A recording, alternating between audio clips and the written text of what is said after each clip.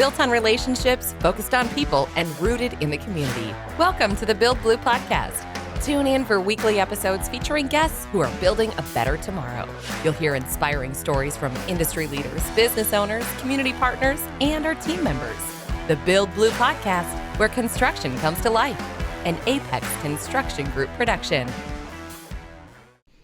Welcome to the Build Blue Podcast. My name is Jess Blaze, and we are joined by Josh Madson today, and I'm so excited to have you on the podcast. This has been a long time in the making. Yeah, I'm excited to be here. Yeah, so we have actually partnered on a couple projects. You have taken some project photos for Apex. We met you last summer, and it was kind of one of those moments where we were like, well, we were meant to meet this guy. We don't really know why yet, but we were meant to meet him. Yeah, absolutely. And so thank you for coming. We're going to learn a little bit more about you, but we always start with an icebreaker. And so we want to know, what was your very first job? So I was thinking about that, and my very first job that I was an employment situation. Sure. I was a prep pizza cook at Devani's, which meant I did a lot of dishes and I made a lot of pizza sauce. Did you smell like pizza for for eternity? Days? Yes, yeah, yes. Afterwards. I used to make pizzas for a job too. So. Oh, nice. Yeah. Where were you? I was in Iowa. In Iowa. Okay. Yeah. So I can still smell that weird dough, sauce, cheese mixture. Yeah. But I had a lawn mowing business before that. Nice. Which was really my dad's lawnmower and probably in reality two houses. Yes. But I would just walk my lawnmower down the street. An entrepreneur. Oh, yeah. Awesome. Mm-hmm. So let's learn a little bit about your background to give people an idea of how you got here. Yeah. Well, I was born in Fargo-Moorhead area, so I came from a town relatively similar size to here. And then when I was about 12, my family moved to Minneapolis, and I lived in that area, the suburbs area, and then I moved to the big city when I was 18. And then after that, I moved to Los Angeles for about 15 years. My brother actually is the one who convinced me to go out there. It took him 3 years of harassing me essentially. And then finally I gave in. And by the time I get out there, he's like, okay, I'm moving. Bye. Good and luck. then left me. So I didn't know anyone there. And it was really scary, honestly. Not knowing anyone in this huge place, very different culture. The first thing I remember when I arrived, my rent was almost double what I paid for a mortgage here. Wow. Yeah. And so I learned very quickly, I had to figure out a plan. But I had saved up 30, 40 grand or something, which to me was a lot of money at that time. And I think it was gone in a month, maybe two. And I honestly, it wasn't like I bought a Bentley or anything. It was just I don't even know where this went. But yeah, so I made a declaration to the universe that I was going to be the best photography assistant that LA had ever seen. And the next morning I woke up and sent an email out. I just Googled photography LA, and I didn't even know who this person was, but their website came up. It had Halle Berry on it. Sure. Some, notable faces. Yep, I'm yep. yeah, he'll do, And I sent an email out. It was 3 or 4 sentences long, and it just said, hey, I'm a new assistant here to LA, and let me know if you need help. 5 minutes later, I got a response. After, a couple months of beating myself up for not knowing anyone and not knowing how to put the first foot in front of the other. And an hour later, I'm at this guy's house, and he shows up, and he's got his little dog in his hand and is wearing his scarf, and he was just come in, it was a really funny situation because in the back of my whole interview, I could see his little dog running back and forth in the pool going yip, yip, yip, yip, yip, yip, yip. So I'm watching him, and my eyes are just this the whole time. And he's like, you'll do. We'll give you a little tryout on this next shoot, and my assistant will let me know if you're terrible or not. And he was looking through my portfolio, just ripping it apart, this is nothing like we do here. And I was just I was so intimidated. But 2 or 3 days later, I was on a Sandra Bullock cover shoot for InStyle magazine, and it was pretty funny as well because during the shoot, he was like, "Come on, Josh, tell Sandra who you are. Where are you from?" He's from Fargo, and then he was just you're a punchline. Oh yeah, he's like, say something with an O in it, say boat, And then finally, she's like, "Shut up, I like Josh, leave him alone." And I was like, "Yes, Sandra Bullock is, she's my buddy now." So a couple days later, we had to do the cover for that shoot. And in Minnesota, we, as an assistant, you work hard. It's like you're cleaning the bathroom or sweeping the floor or whatever. So we're in this big rental studio, and I have no idea what this is like. And I just pick up the broom and start sweeping. And all the assistants start laughing at me. They're like, look at this new guy cleaning the rental studio. They got janitorial crew for that, But the producer saw me doing that. And I didn't know who she was, but turned out to be Annie Leibovitz's producer, and was like, hey, you have a really good work ethic. If you ever, want to come in with us, shoot me, here's my email. And so outside I was like, yeah, that's cool. But inside I was like, oh my God. Oh my God. Because if people who are listening aren't familiar, Annie Leibovitz is probably the best. Yeah, I think she's probably the biggest household name. I remember seeing her photo books as a kid, and just being like, first of all, in love with the photographs. Oh yeah. Secondly, as I got more into it, I wanted to work with her, obviously. So then here I am, Unbelievable. I remember, calling my mom on the way to the first shoot, which was admittedly I was probably carrying water bottles or, you know what I mean? Sure. It was just do all the grunt work and, but I learned so much from her. Her team and her crew are amazing. They work so hard.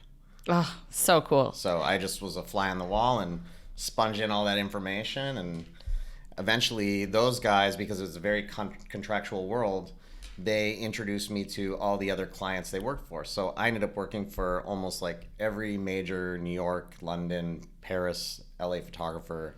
Not all of them, but a big number of them. And then from all the lighting that I learned, I was able to become a lighting director on various campaigns. And then I launched my own business, shooting for primarily beauty clients.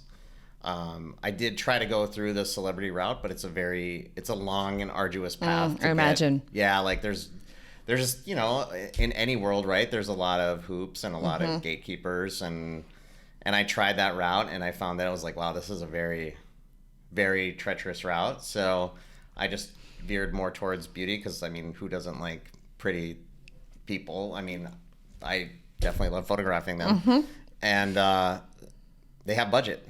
So I veered towards that and ended up shooting a lot of stuff for L'Oreal and are you familiar with Ipsy? It's I was Ipsy's creative director for their photo shoots, for their still stuff for the first couple of years they were around. So that's a makeup subscription. Yep. For people that for people that don't know. Aren't familiar, it's a popular makeup subscription. It's still around. I think they have 7 million subscribers Wow. or something now, or maybe even more.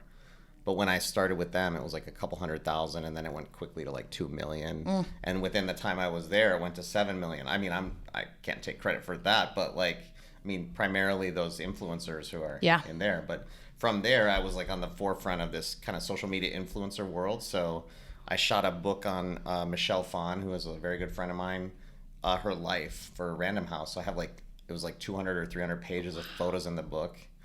That was a really fun, cool project. And to be if you open up the book, she did this thank you illustration of people, and there's a little caricature of me in the back, right? No way. Which is pretty fun. So I need to see a copy of that. That's very cool. It's called Make Up Your Life, A Girl's Guide to something like that. Of course it is. So I have to ask the question that everyone's waiting for. What are you doing in Mankato? Yeah, right. The truth is, I don't know. Yet to be seen. But what brought you to the community? My family is here. So when I during the pandemic, when everything shut down, my mom was basically like, hey, come back to Minnesota. And then when I got here, she's like, by the way, we're moving to Mankato. And I was like, what? No, why? Why would we do that? No, please don't. No, I'm just kidding. In all fairness, I hadn't really ever been here. But, as a testament to here, now that I'm here, I love it. It's a really nice community. I think there's a lot of great things going on. There's a really great support of the arts here. There's some great musicians here that I've seen. There's a lot of cool stuff going on. There's a lot of great companies like yourself trying to be innovative and do unique things, I think, in the marketplace and give people an opportunity that they might, I wouldn't necessarily have a voice to come out and share what I'm up to. And who would have thought, through a construction management, right? But it's cool that there's some innovation going on here, and I think it's a big enough community where there is opportunities. Definitely. And also small enough where you can get things done rather quickly if you want to. Yes, and there are a lot of people who are supporters and connectors and want to see the community grow and do innovative things. And you are working on a really, really cool project coming up next month at the Riverfront Art Fair. And that's what we want to talk about today. And you brought it to Jamie and I several months ago, and we were like, oh my God, this is so cool. And so tell people about the project, and we'll get into the details on kind of how this idea came to you and how the community can get involved. Cool. Well, so the idea came about, I have to thank my mom for this, because our ritual is to go to the Coffee Hag on Sundays, one of my days off, and then we have coffee. So I get to keep in touch with my mom that way. And when we were there, she was like, I'd seen Jen around and we wave at each other, but we didn't really know each other. Now we know each other amazingly well through this project, and she's an awesome human being. But we get up to the front counter, and my mom's like, oh, you need to meet my son. I love it. He's a photographer. And I was just like, oh, please, Mom. Just stop it. Moms are the best. They are. We love them. And we love them. But so I gave Jen my website. 5 minutes later, she comes from the counter, and she's like, I didn't realize you were a real photographer. And I was like, oh, thanks. So long story short, I drafted this proposal. I was like, okay, well, if I was going to do something here, because I hadn't been doing anything with my photography for a couple of years. And I think my mom was like, hey, don't let this skill set go to waste. You worked for 15 years to build this up. And now you're just not going to do anything with it. And I was like, all right. Fair point, Mom. Message received, loud and clear. Yeah. So I was like, well, if I was going to do something, might as well dream big, right? And I came up with this idea to turn the Coffee Hag into a pop-up portrait studio. So we're going to take out all the tables and chairs. So anyone coming that day, don't expect to have a normal coffee shop sit-down experience, because there won't be any chairs. But we're going to take portraits of anyone and everyone in the community, from, upper levels of business to the family that just moved here, all walks of life, all socioeconomic demographics, all races, all cultures, all ethnicity, whatever. We want it all. I want to showcase the cool community that's there, all the differences. But I think what's happened recently in our culture is there's been a big focus on our differences, and I think there's a lot more. That Venn diagram of the similarities is a lot larger than those differences, and I want people to experience what's possible here through community, because we have a great community here, and there's a lot of people that really care, I think, here. So I want people to feel those similarities and feel that we're all human here together. So beautiful.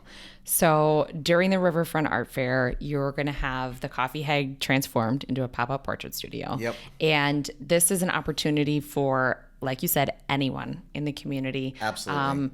Some of our new American citizens, some of our, business owners and entrepreneurs. Yep. Everybody. Come have their portrait taken. Yep. So, because this is the first thing I always think of is what do I wear? Right? So. Right. That's why I want people to be informed. Yes. You look fantastic today, thank by you. the way. Thank you. Very fashionable. I appreciate that. Yeah. So, what can people expect if they sign up? So it's brief time slots. Yep. And you pre-register. It's going to be really quick. Yeah. So it's... So no need to fret. No need to fret. Super chill. Super chill. In fact, Jen and I are talking right now. I would love to have a DJ involved. I don't know if there's actually the physical space in there for it, but I want fun music, people just having coffee. And so the setup is going to be a couple monitors where people can actually see their photos being taken in real time. And so the community are going to also be watching that. They'll be my lighting source is pretty big, so hopefully the participant won't feel awkward, oh my God, I'm getting my photo taken in front of a million people. But so there's a few little visual blockades in there that I think will help to take care of some of that. But at the same time, people are going to be seeing it, and they're going to be reacting to the photos, and I'm sure there's going to be an overwhelming response, oohs and ahs and all that.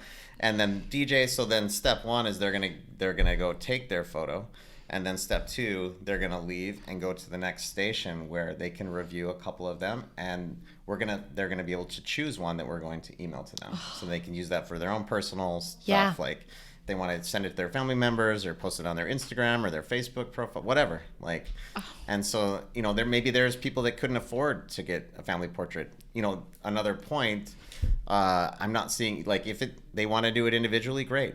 If they want to do a family portrait, great. Yeah. Like, when we were there today talking with the Coffee Hag staff, they were like, maybe we could do like a group photo of all the Coffee Hag together. I'm like, yeah. Yes. Let's, all of it. Everything, yes. You know?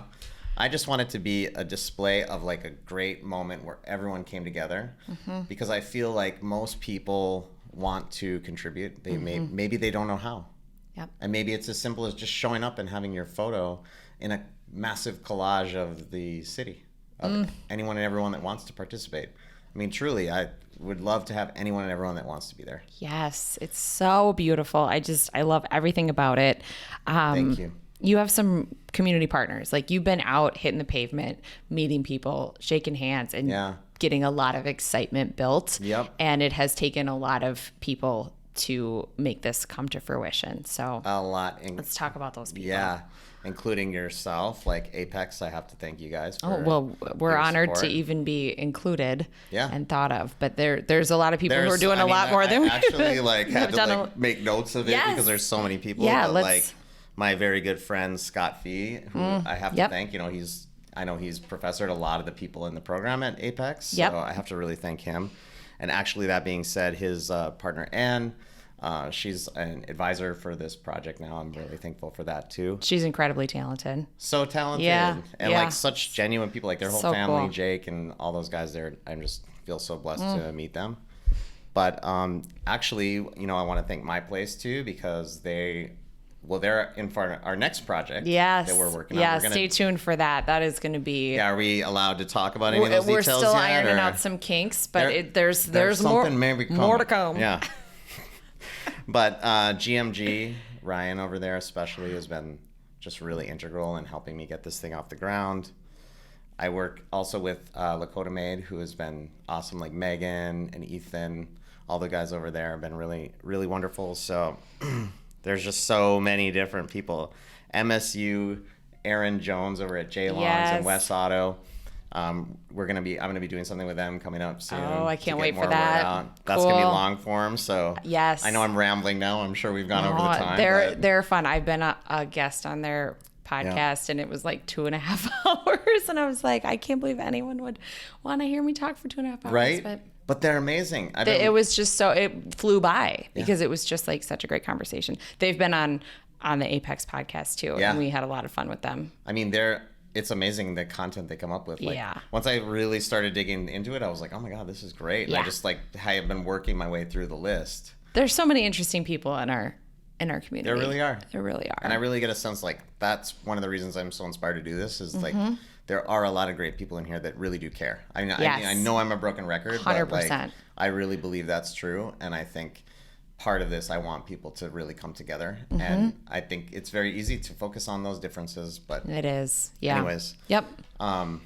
there's one other person that I wanted to definitely thank. And not that I know I'm missing someone, but Alex and Justin Eck over at Alchemy 108 and, you know, They're their family amazing. Bellissimo Yes. too. Like they've been helping me out a little bit too. So And what they've done for the arts and just the Old Town community Yep. has been incredible. Incredible. And I think the Old Town business community is kind of its own little life form in town. Yep. And they've transformed that area, and they have these beautiful businesses. Everything's so thoughtfully curated, and it just feels like I had a couple of girlfriends visit from Iowa a few weeks Yeah. ago, and they were like, "Oh my God, like Yeah. we could shop down here all day. Everything is so cute." And I'm Yeah. like, it really is. Yeah, there's some great stores. Yeah, over there. sometimes when you live here, you're like, "Oh, I Yeah. can't see the forest for the trees," but it really is special. Absolutely.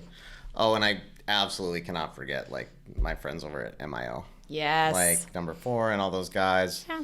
CJ and Tasha and Carter and Randy and all those guys, and also the Mankato Area Foundation. They've been helping me as well. So very thankful. Nancy for and her team are Nancy incredible. And Ashley and and Trisha. So All these there's- great people. There's a lot of stuff coming together.